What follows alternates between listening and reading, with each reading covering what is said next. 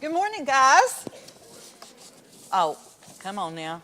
When you're standing at the door and you're greeting your kids, good morning. How are you this morning? I'm so glad you came to be with us today. I call them my little friends. Come on in here with the rest of our friends and see them. So, good morning. I'm so glad to see you all this morning, and I want to reiterate what Holly said. Thank you for being a part of children's ministry and nurturing covenant children for the Lord. You never know what kind of seeds you've planted, and I've had those lessons where I was just like, really? I did this all, the little where the thing pops up through the thing, and you're hitting this one down, and you're hitting this one down, and you come out and you're like, oh, I'm just so frustrated. Did I teach anybody anything today, or did I just put out fires? So, thank you so much for being a part of children's ministry. I was a children's ministry director for 8 years at First Pres, and some of the ladies used to say, this is how they saw me through the church all the time. I was always running, and sometimes I would have to sub for 3-year-olds because at Saturday night at 9 o'clock, I got that text, hey, we're not coming tomorrow to teach in the 3-year-old room. The lesson is on the counter. Can you take care of it? So, but thank you, because I know it takes a lot to prepare, and it takes a lot to think about to make your lessons engaging.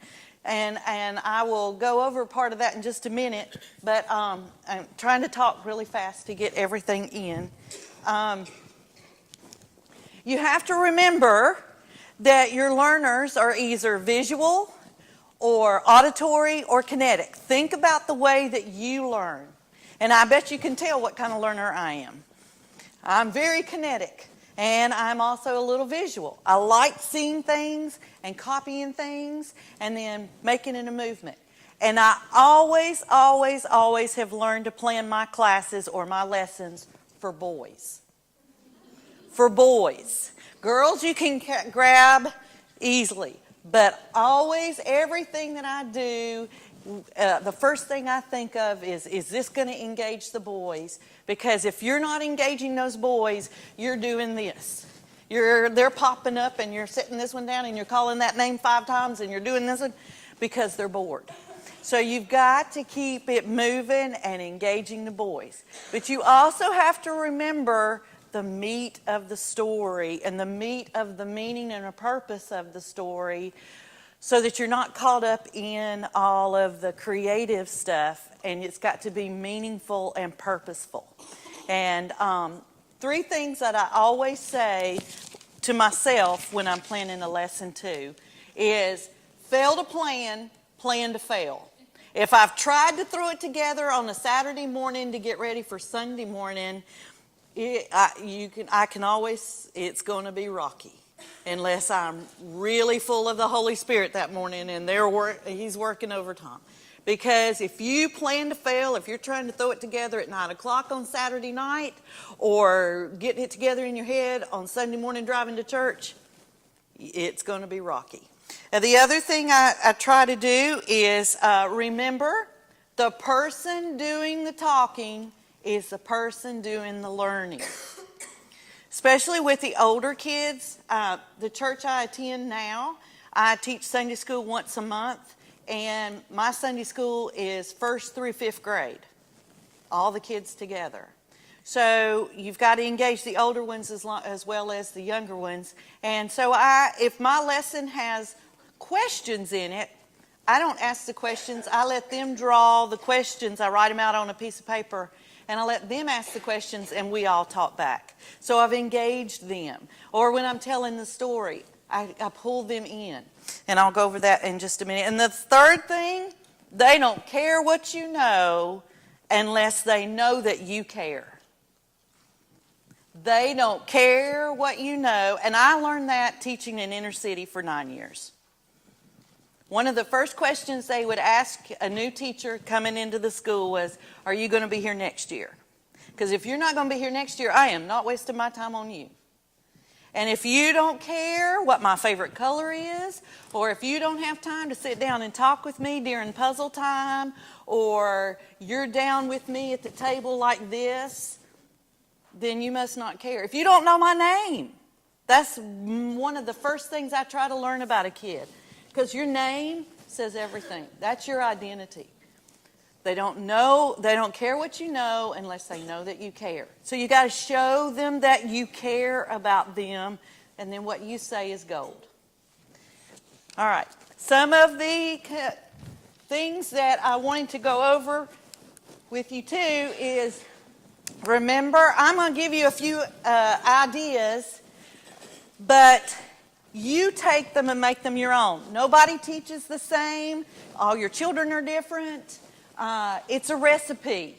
And I was doing a curriculum called 252 Orange, and it was about 20 pages for the lesson, and had this activity and this activity and this activity, and I'm like, okay, where is the meat to this? Because they wanted you to do so many fun and exciting things, but where is the story? Where is the meat? Where is the Bible? And that's where you go first. So learning your lesson and knowing your audience and making it your own plan and making it fun. Making sure you have classroom expectations. Make sure you have some organization. Make sure you have some variety in your activities. And teachers, you're engaged. You're on for that 45 minutes. You're the cheerleader. You're keeping it going. You're engaged. And you're learning your kids. If there are 4 or 5 of you in a room working together, one shouldn't be doing the work and the other 4 in a circle talking. Everybody should be engaged for that 45 minutes or that hour. And it keeps things moving, and you'll find you'll have very few discipline problems or boredom going on. If you're engaged and you got them going. Make sure your arrival time, your assembly time, your lesson time, your application, all of that is engaging. Here are some examples of some things that I have done. The first one is a picture, and it was our playroom, and it was where we met either on our Wednesday night, the whole shooting match, 3-year-olds through 5th grade, and that whole wall is painted with chalk paint. I went in there and did that, and then I had little buckets of chalk, and they could come in while we're waiting for everybody to get there, and they could write on the wall. In some of the classrooms, first kindergarten up, they had little chalkboards attached to the wall that they could do that. The other one is an idea that I stole at a church. I'm a teacher. I look for great and new ideas, and how can I use that? Some of you might be using Children Desiring God, ABCs of God. A church was using the Children Desiring God curriculum, and that was the ABCs of God. They made a bulletin board, and then it had all the letters on the wall and what the word stood for. And this one, Psalm 23, that was our pre-K and K room, and they were learning the 23rd Psalm, and the teacher wrote it out and made pictures to go with it, and she would use hand signals for the pictures. The same thing with the 12 disciples. She had a song. Jesus called the 12 disciples, and when she introduced a disciple, she read a short biography about them and introduced the picture. That first one is Peter, he's the rock, and then as you see down in Judas, the 30 pieces of silver. And so she would sing that in her assembly in the morning along with the 23rd Psalm and get those things in their head. We had a scripture memorization system, and they started in kindergarten and went to 5th grade, and each level they hit benchmarks, and we had an awards day, and the 23rd Psalm and the Lord's Prayer and the doxology, those were things that they had to memorize plus scripture. And then we had different levels. If you knew everything from 1st grade to 5th grade, you got a free week at camp, Vesper Point. And a lot of parents were like, yes, we're going to do that one. And here are some other ideas. If you've got stencils, we did this in Bible school. When I did the space Bible school, I had some stencils and other space stuff in each area. and so they had little activities to do. In the nursery, we built a capsule for them to play in out of a refrigerator box. And then I knew somebody who sold ice cream, and he gave me some cartons, and we made helmets for them to have, so they could be a part of it too. The 2- and 3-year-olds didn't actually do the Bible school. They did certain things, and they were the kids of the parents who were involved in Bible school, so we just kept it and made it a little more creative for them. And the picture at the Camel was a Sunday night program. When I wasn't doing Wednesday nights, we were doing Sunday nights. We were journeying with Jesus. So I had, whoever before me had this painted on canvas, and I've used it other different ways, but I had the children stand in front of the picture of the camel, and they could wear the traveling hat and some other things. And we made passports. And every week we traveled somewhere different with Jesus. And they got a sticker from for their passport. And you can't find stickers for Christian stuff very often, so I had to learn how to make mine. I made clip art and labels, mailing labels. I learned to make lots of stickers that way. And so each week I tried to find something that dealt with the city that we were studying or the city that we were going to, so they could put it in their passport. And then they took this picture they made with a craft, they framed it and took it home, and then their passports. And then we had other crafts. Did service projects with my children. Up at the top, they were making those blankets for the Salvation Army. We did that several times, where you just take a piece of the flannel and I had them knot around, and they took those. We've also made cards for shut-ins. And we did Christmas cards, and we did Easter cards, and we had like 120 shut-ins. And so on Sunday nights, when we were doing Sunday nights, I had choir, and I had kids who didn't want to sing in the choir.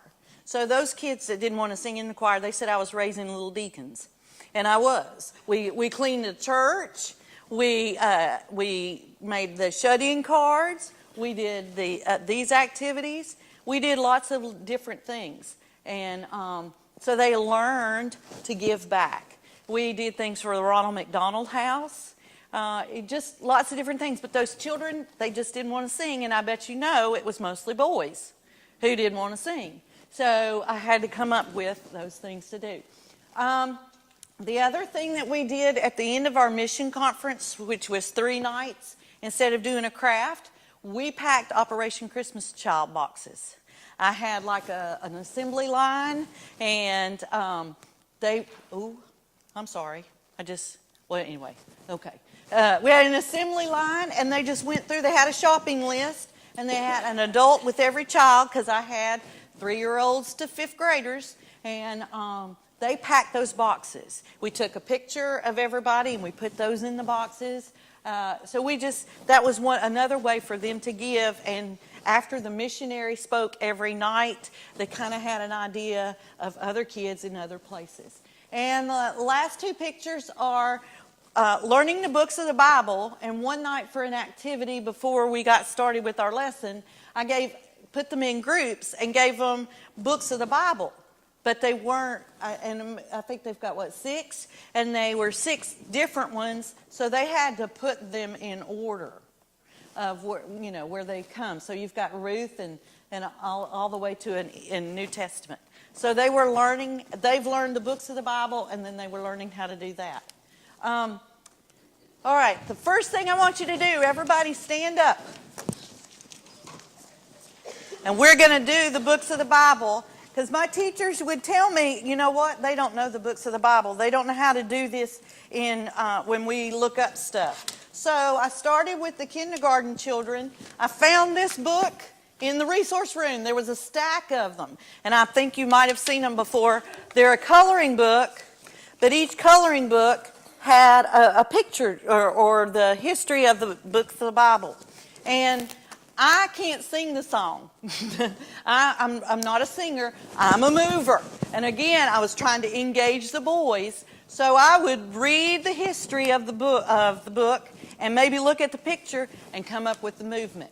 Now, I'm going to show you what we did, and if you can't remember, that's okay. Take it your own and make it your own. Maybe you can come up with a better movement. This was only the Old Testament. I called the company on the back, and I ordered a whole CD, and it's got them all, plus it's got 5 other things you can do with it. So I'll leave this information with Holly, and if you want to do it for there is nothing on the YouTube anywhere about really movements. It's just singing. So the first one, Genesis. Genesis, and I would say, what does Genesis mean? It means beginning. So everybody squat down. And Genesis. Now Exodus, we're walking because we're leaving. And Exodus and Leviticus, when we got to the desert, God had to teach us how to learn to worship and pray again. Okay, Leviticus, and then Numbers, he counted us. Deuteronomy, he gave us the 10 Commandments. And then Joshua, stand up straight and tall. You're a soldier now. Joshua, Judges. Now Ruth is a love story. Ruth. And 1 Samuel, because Saul did not have a heart for God. And 2 Samuel, David did. He celebrated. And then 1 Kings, Solomon was so smart. And 2 Kings, they were, Judah and Israel were taken over. And then 1st and 2nd Chronicles. 1st Chronicles, 2nd Chronicles, God's new editorial on things. Ezra was the cheerleader, getting them back to the temple and building the temple. Now, here's the hard one. Nehemiah. Nehemiah building the wall. Then Esther. And Job. Poor Job. Psalms. Proverbs. Here's the easy one. Ecclesiastes. You're nothing without God. Ecclesiastes, Song of Solomon. It's a wedding story. And Isaiah, he was so excited about the good news and the bad news he had to say. Okay. And Jeremiah, those people had such a terrible attitude. Lamentations, written by Jeremiah. Ezekiel, drying off those dry bones. And Ezekiel, Daniel, sleeping with those lions. And Hosea, and Joel, and Amos,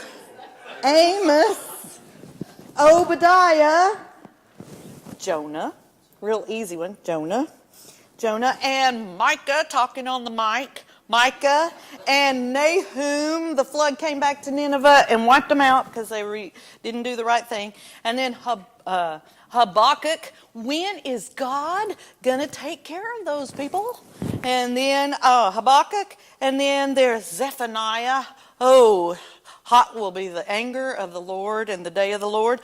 And then Haggai and Zechariah and Malachi, because they had a heart of stone. And then you've got Matthew, who is the welcome mat to the New Testament. Luke teaches us how to be a servant. Not Luke, Mark. Mark teaches us how to be a servant. Luke talks about how Jesus is a perfect 10. And then John paints with his words. And Acts, building the church. Romans, he paid the debt. And 1 Corinthians, Paul came in and spanked those Christians. And then he was talking to them. 2 Corinthians. And then there's Galatians, we're free. Galatians, we break our chains. And Ephesians, we're working out our spiritual. And then there's Philippians and Colossians. And 1st and 2nd Thessalonians is on the bullseye. And 1st and 2nd Timothy. And Titus, tightening up your tie.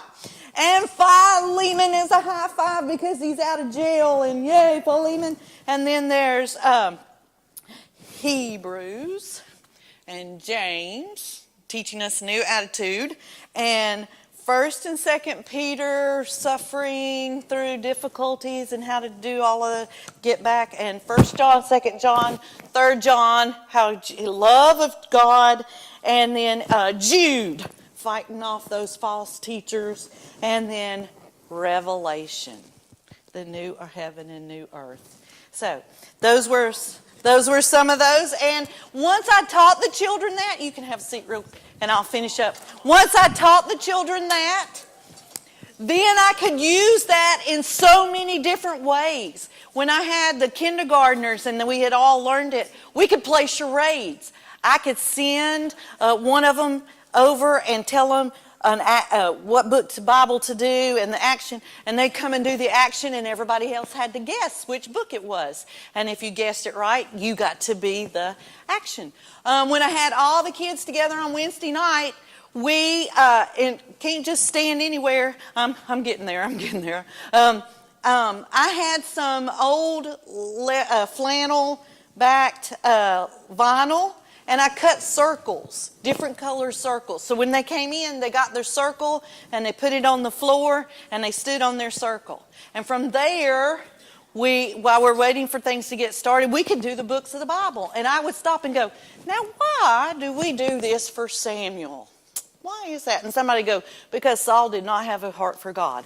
And I'd run over and give them a high five and just, get them all excited about being there on Wednesday night or Sunday night. You're just trying to keep it going. And so I've used line dance. I don't know if any of you know Mandisa, and I know in the Presbyterian Church that's kind of, but Mandisa has some great line dance songs. So right before missions conference, before the speaker, I made sure we went to the bathroom. I made sure we got our drink of water, and we got the Wiggles out before we went to hear the missionary speak, the star of the program. So I just came up with easy movements to that, and she has some great ones. We would do it on our celebration nights at the end of things. Some other things that I could do in your packet, you have, I think, treasure hunt. Treasure hunt you could use. I think she gave you the handout for that in your packet. You can. That's a good activity when they're coming in. Mostly the older kids who can read and stuff, and you can have them look up in teams or look up as an individual using their Bible. Okay. Graffiti would be having a piece of paper on the table when they came in. And I have done this before, made a grid, and I put that in your handout too. A grid of a get to know you grid, and put it out on the table. And as they came in, they had to answer the questions, and they start talking to each other.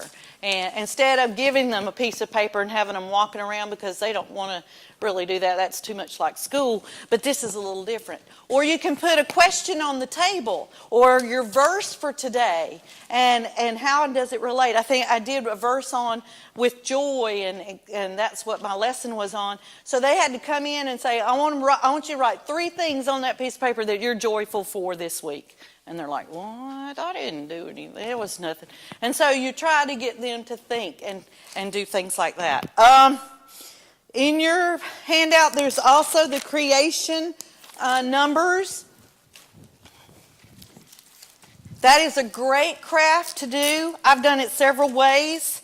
I've done it the hard way on Fun Foam, where you've got to cut all of those things out on Fun Foam, and it's a great take-home, and the parents love it, and I put a magnet on the back, and they could, okay. All right, time is up. I could talk, I'm sorry, but the books of the Bible is a great thing, and again, I'll give the information to Holly so that you can do that.